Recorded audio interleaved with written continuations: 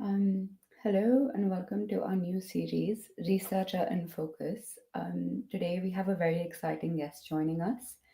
I've got Milan, who is currently at um, University of Tasmania. He is a PhD candidate specializing in marine ecology and biodiversity at the Institute of Marine and Antarctic Studies within University of Tasmania. He has a keen focus on understanding the impact of climate change on seabirds and marine mammals, and his research endeavors revolve around the conservation of these magnificent creatures within their natural habitats. Um, so I'm going to now bring in Milan. Hi, Milan. Hi, Sabia. How are you doing? Good, thanks. What about you? Good, yeah. So let's start the conversation by how did you get into seabird research? Um, so I didn't start at the beginning specifically with seabirds. I did my bachelor's in zoology. Uh, since childhood, I had keen interest in animals. But at the end of my BSc in my last year, we had a field trip to the coastal area in the marine habitats, and since then, I developed a keen interest in ocean and its biodiversity. That led me to do masters in marine biology from Pondicherry University, and I was very lucky to study those 2 years at the off campus in Andaman and Nicobar Islands, where I did my masters. So it was the perfect location for to study marine biology, and I was also always interested in birds. So those two things combined, I did my dissertation at that time on marine mammals. And then I wanted to do something abroad. After finishing my master's at Pondicherry University, then I was looking opportunities in Australia, and then I come across this really cool course, Masters in Marine and Antarctic Science. That was my dream to study in the Antarctic space. And then I took the opportunity, did another master here in Australia from University of Tasmania. And for my master's here, I did my research on albatrosses and how their distribution and abundances have changed over 50 years. I looked at specifically a small part from Hobart, from southern Tasmania to subantarctic Macquarie Island for two species. And that I absolutely love that project. And then I wanted to do something more. I was looking for some PhD opportunities, and I knew my supervisor. She was happy with me to work on some similar projects, and then we came up with this idea to work on. Now we know that extreme weather events are becoming more prominent, so that was our kind of theme, and how extreme weather events affect seabirds and seals, and that's how I ended up with my current PhD, looking at effects of extreme weather events on seabirds and seals. So it's quite a Yeah, long journey. yeah, but it sounds like such an exciting journey. I feel like we asked this question to many of our presenters. What is your favorite seabird? Um, I don't have a favorite seabird. I kind of like all seabirds, um, but if I had to choose, I would say albatrosses. Hmm. Yeah, that's a good one. They're so elegant looking and just so beautiful. Yeah, just the first albatross I saw just blew my mind. I just can't Mhm. believe they exist. Yeah, just it's Yeah. amazing. Well, thank you for that quick introduction to your journey. Now you have the stage to talk about your PhD. I'll share your slides now. Um, Cool. I'll remove myself now and you have the stage now. Um, so, as I said before, my PhD focuses on understanding the effects of extreme weather on seabirds and seals. Um, and my collaborators are University of Tasmania, IMAS, Marine Conservation Program, and CSIRO.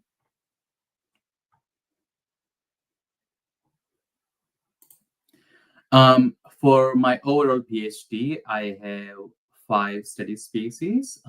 These include 3 seabirds, short-tailed shearwater, shy albatross, and Adelie penguins, and 2 seal species. These are Australian fur seal and southern elephant seal. Uh, but for this talk, I would like to specifically talk about my first chapter of my PhD, which was recently published in Global Change Biology. And I'll just give you a little bit brief introduction about what are marine predators that I'm studying. So these include seabirds, marine mammals, turtles, sharks, and other predatory fish. They are top order apex species. They regulate and maintain the health of ecosystem, and that's hence they also called as ecosystem sentinels. Um, so specifically, what I mean by terrestrially breeding seabirds, which is focus of my project, these are specifically seabirds and seals. They have unique dual dependency because they rely on land for breeding and the ocean for food. So that's make them particularly vulnerable to any changes in either of those habitats. And in many recent studies have shown that these species are um, known to be affected by changes in distribution, prey availability, breeding phenology, and their population dynamics. So for this particular chapter, I was focused on developing a risk assessment framework. So what is a risk assessment framework? So it is a process to basically identify, evaluate, and prioritize adverse impact and have a framework that helps you identify that.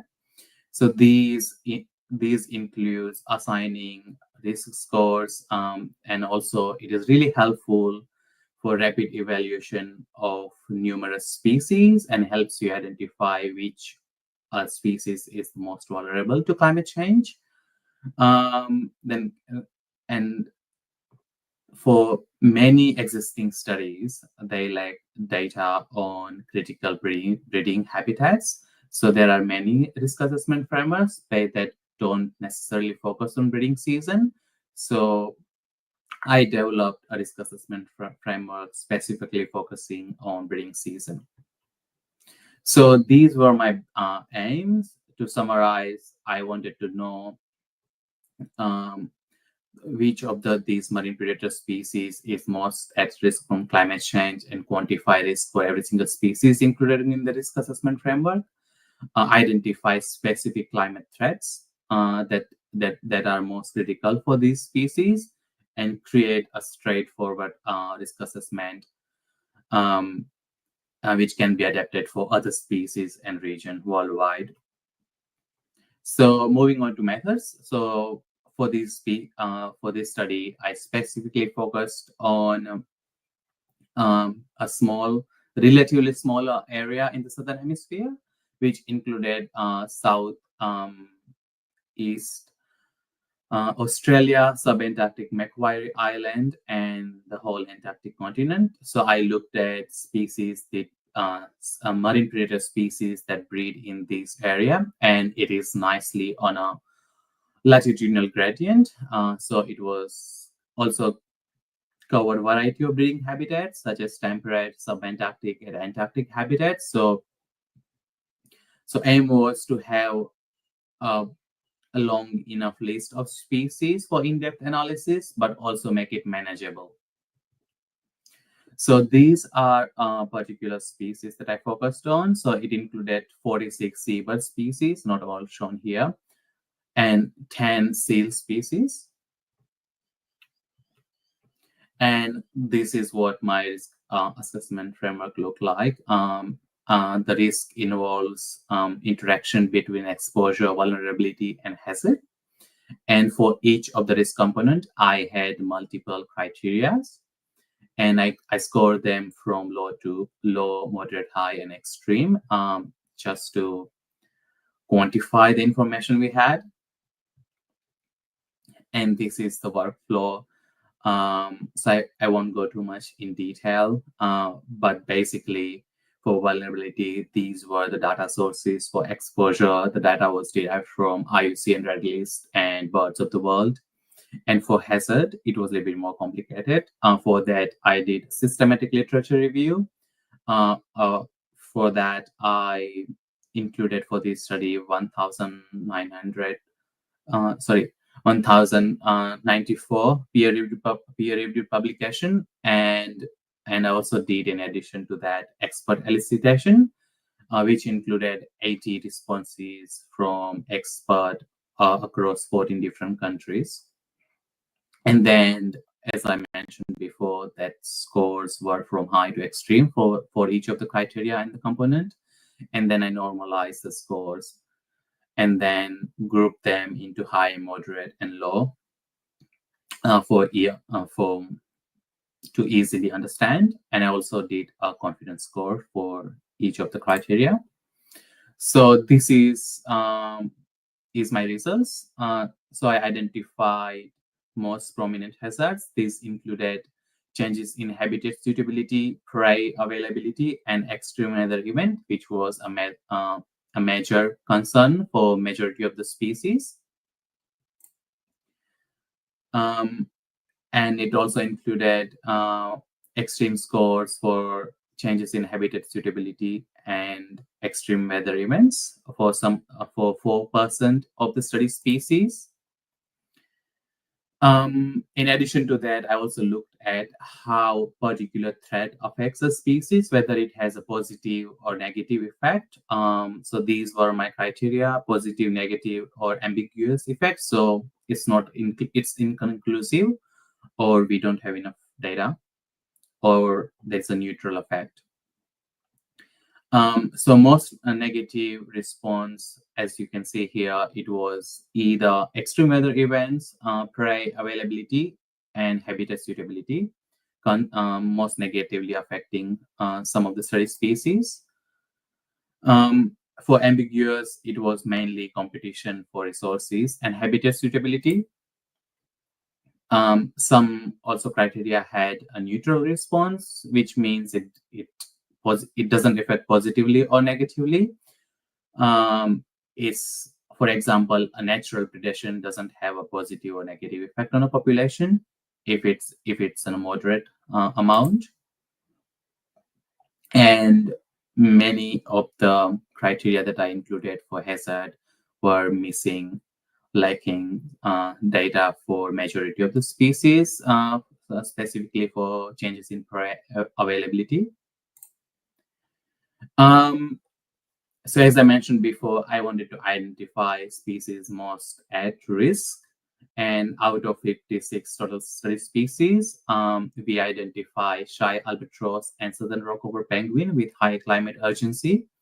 And for seals, it included Australian fur seal and Australian sea lion.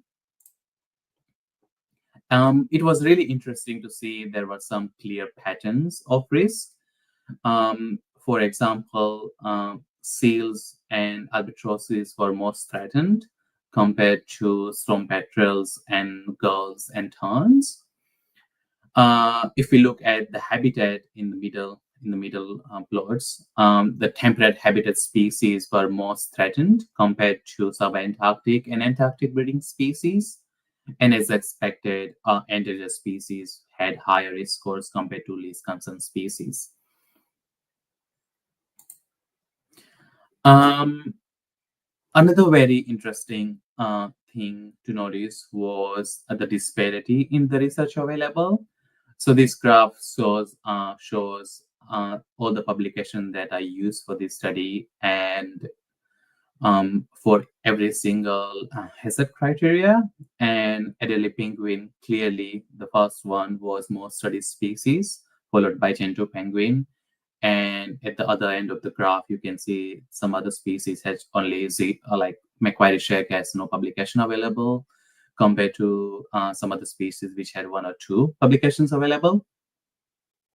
So extreme weather events was identified as one of the major threat. In this research, 196 publication documented any sort of ecological response to extreme weather events.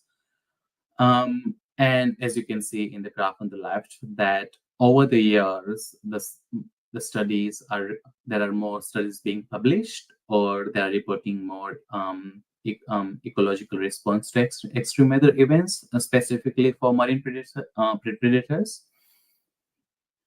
And we also looked at which of these extreme weather events were most documented or had a ecological response to the species, which included extreme snowfall or snowstorm and storm leading the list.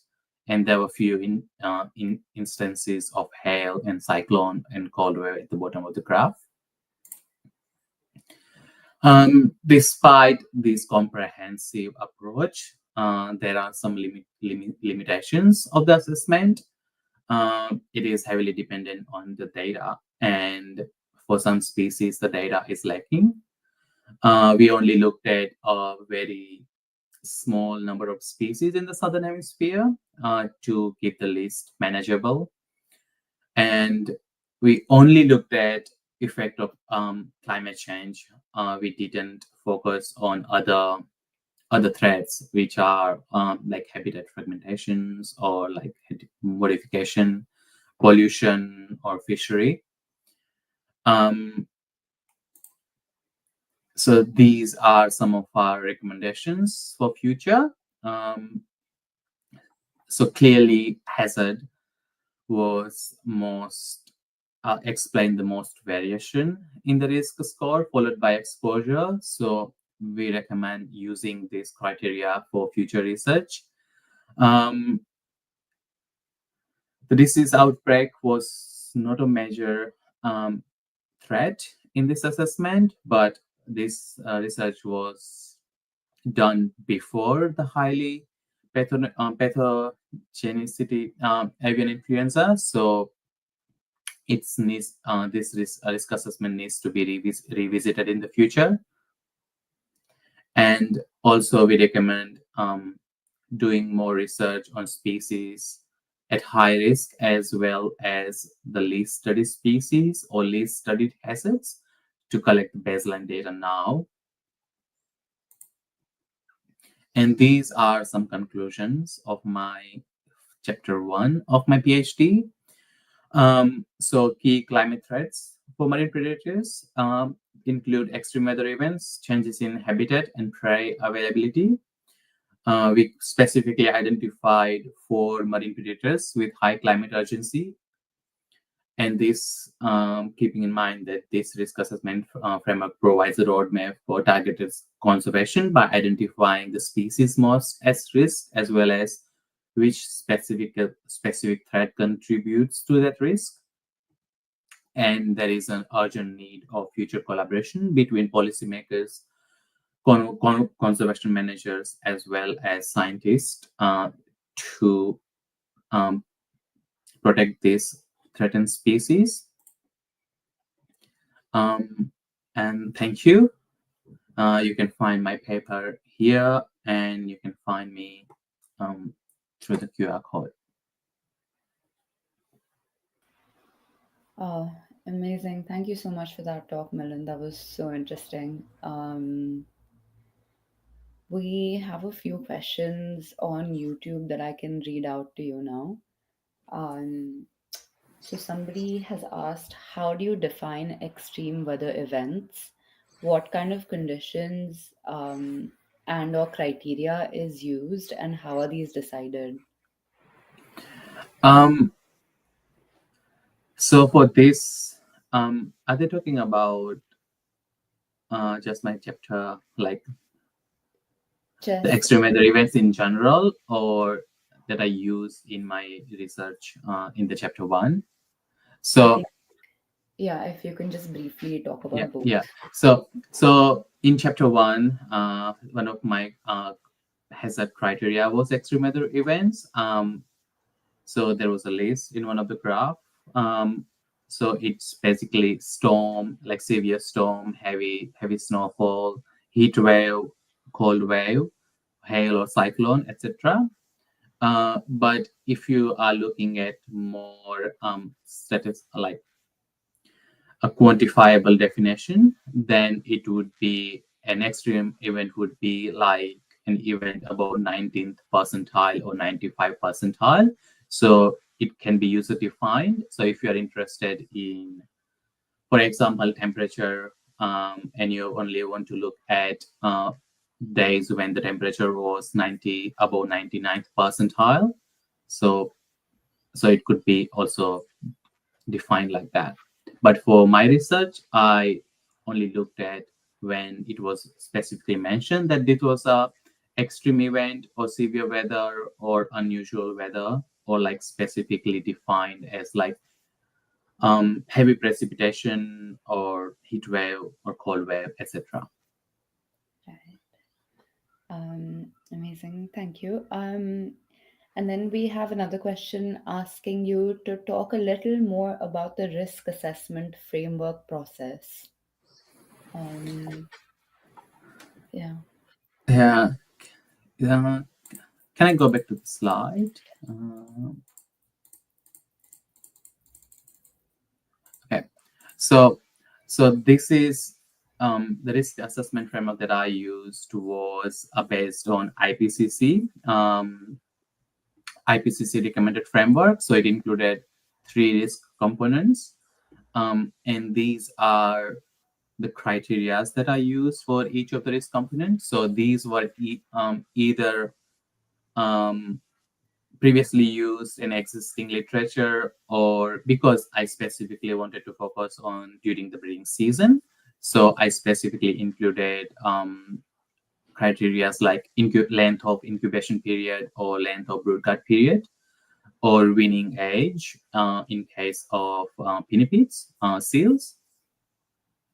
Um, so these are either already exist in the existing literature or are like custom made, like user defined. And this is what, in a nutshell, what I did. So this is like all the data source for all the criteria that I use for each single risk component. So these can be easily found online. So these are all online databases for exposure and vulnerability. But for hazard, it was included through systematic literature review and expert elicitation process. So I had a formula, looked all the published information that mention either of the previously mentioned criterias, and then I sorted them through abstract. Was going through results and discussion if they had mentioned anything to do with the criterias that I mentioned for hazard.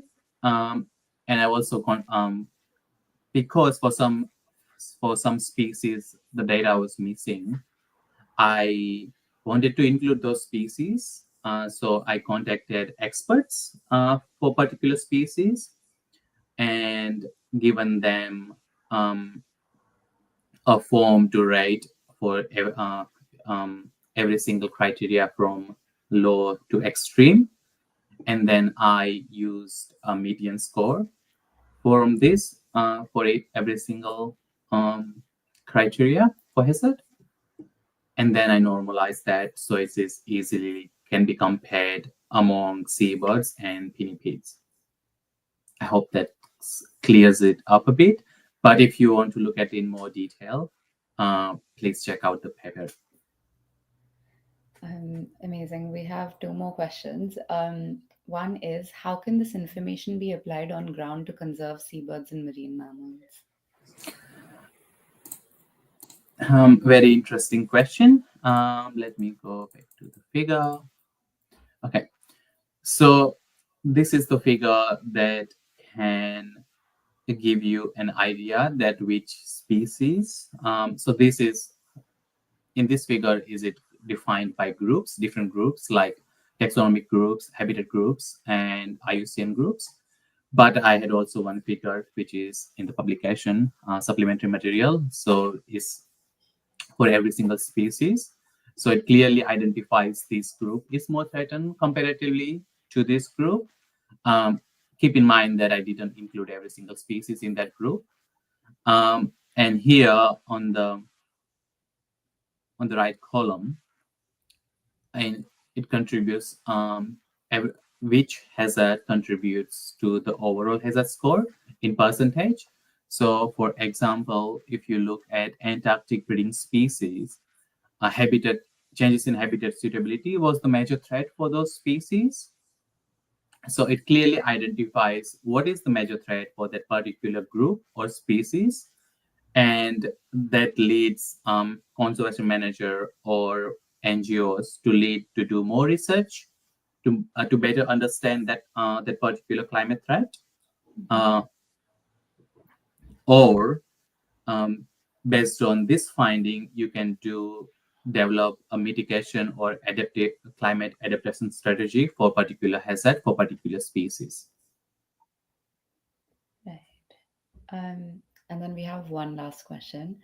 Amongst the four most at risk species that you mentioned, which do you feel needs the most targeted intervention measures and why? Um, Let me go back to the slide.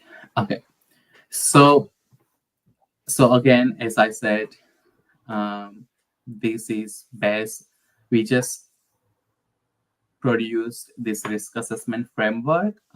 So policymakers and conservation organizations can draw from this information and develop uh, either new strategies or do more research based on their own aims and objectives.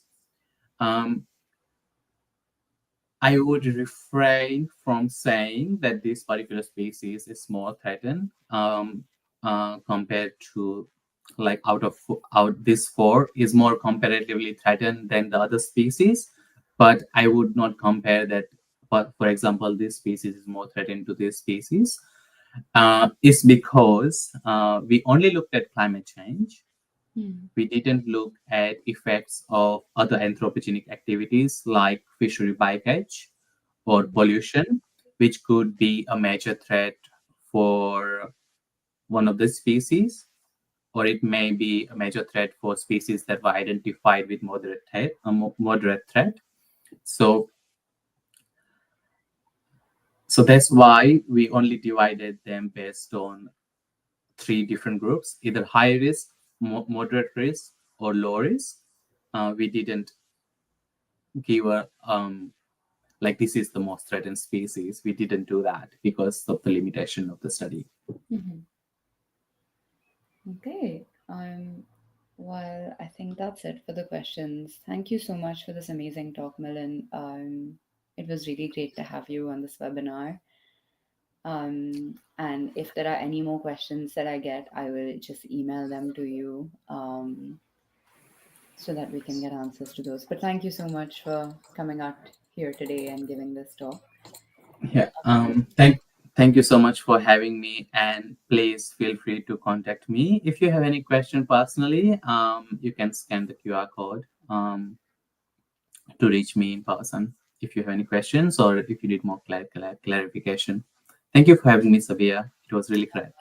Thank you so much for joining. And to everyone watching, we're trying to make this series a more regular series and host a webinar every month. So keep watching our Instagram, Twitter to see what's coming up next. And thank you for tuning in. All right.